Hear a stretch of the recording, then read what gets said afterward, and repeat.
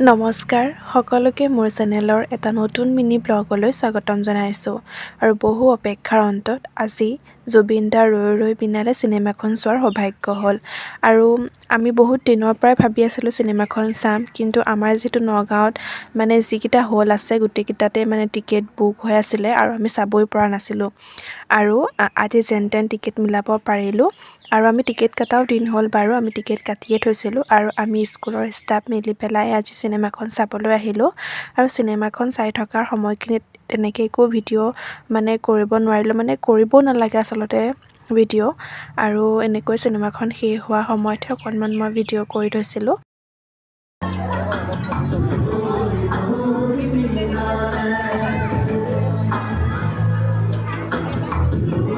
তেওঁ যে নাই সেই শব্দটো মানে মানি ল'বলৈয়ে বহুত টান আৰু চাওকচোন হলত ইমানেই বেছি মানুহ হৈছিলে মানে ইমানেই মানুহ হৈছিলে আৰু এয়া আমি হলৰ পৰা ওলাই এয়া যাবলৈ লৈছোঁ এয়া দেখিছেনে মানুহৰ ভিৰ মানে